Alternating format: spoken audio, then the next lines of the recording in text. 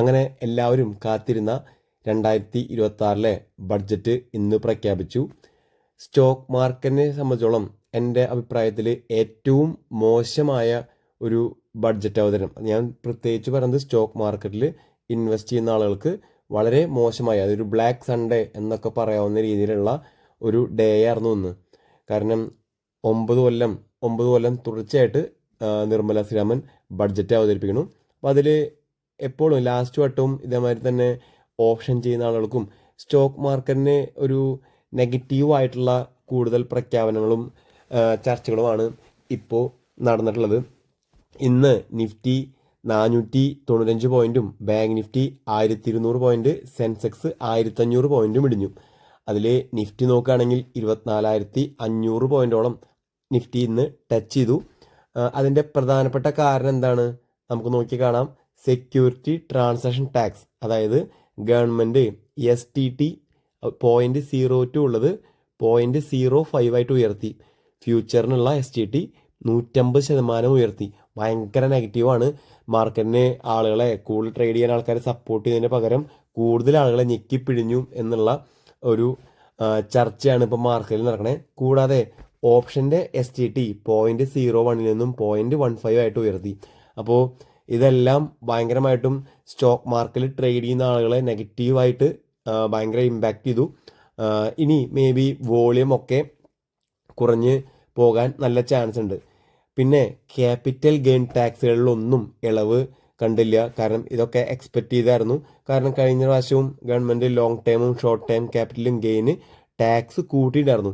അപ്പോൾ എങ്ങനെ നോക്കാച്ചാലും ലാസ്റ്റ് രണ്ട് കൊല്ലമായിട്ട് സ്റ്റോക്ക് മാർക്കറ്റിനെ സംബന്ധിച്ചോളം ഭയങ്കര നെഗറ്റീവായിട്ടാണ് കാര്യങ്ങൾ പോകുന്നത്. പല സംസാരം വരുന്നത് വെച്ചാൽ കോർപ്പറേറ്റുകൾക്ക് പല ടാക്സുകളും കൊടുത്തിട്ട് ഗവൺമെൻറ്റിന് കിട്ടേണ്ട GST വരുമാനം 2 ലക്ഷം കോടിയോളം കുറഞ്ഞു എന്നുള്ളതും. അപ്പോൾ ഈ കുറവുള്ള പൈസ ജനങ്ങളത് സ്റ്റോക്ക് മാർക്കറ്റിൽ ട്രേഡ് ചെയ്യുന്ന ആളുകളുടെ നിന്ന് ഞെക്കിപ്പിഴിയുക എന്നുള്ള ഒരു സംഭവമാണ് ഇപ്പോഴത്തെ ബഡ്ജറ്റിൽ കാണുന്നത്. ബഡ്ജറ്റിൽ വമ്പൻ പ്രഖ്യാപനങ്ങൾ ഒന്നും തന്നെ ഉണ്ടായില്ല. നിഫ്റ്റി മെറ്റൽ 10 മാസത്തെ ലോയിൽ ഹിറ്റ് ചെയ്തു. നമ്മൾ നേരത്തെ പറഞ്ഞ മാതിരി തന്നെ ഇൻകം ടാക്സ് ലാബ് ഒന്നും തന്നെ ഒരു ഇളവും ഉണ്ടായില്ല.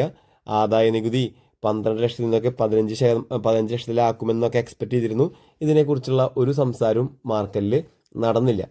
ഇനി നെഗറ്റീവായിട്ടുള്ള ഒരു ന്യൂസ് എന്ന് വെച്ചാൽ നമുക്ക് GST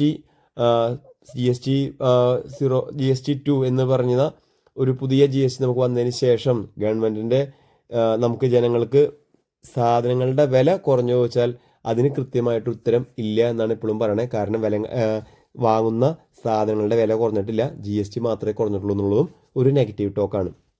ഇനി ഈ ബഡ്ജറ്റിൽ കുറച്ച് പോസിറ്റീവായിട്ടുള്ള കാര്യം എന്താ വെച്ചാൽ ചീപ്പറായിട്ട് വരുന്ന സാധനം എന്തൊക്കെയാണെന്ന് വെച്ചാൽ ക്യാൻസർ ഡ്രഗ്സിന് വില കുറഞ്ഞിട്ടുണ്ട്, സോളാർ പാനലിന് വില കുറഞ്ഞിട്ടുണ്ട്, മൈക്രോവേവ് ഓവന് വില കുറഞ്ഞിട്ടുണ്ട്, സ്മാർട്ട് ഫോൺ അത് കുറേ ജനങ്ങൾക്ക് ഉപകാരമായേക്കാം, സ്മാർട്ട് ഫോണിൻ്റെ വില കുറഞ്ഞിട്ടുണ്ട്, ലെതർ എക്യുപ്മെൻറ്റ് വില കുറഞ്ഞിട്ടുണ്ട്, കൂടാതെ ഇലക്ട്രിക് ബൈക്കിൻ്റെ ബാറ്ററിക്കും വില കുറഞ്ഞിട്ടുണ്ട്.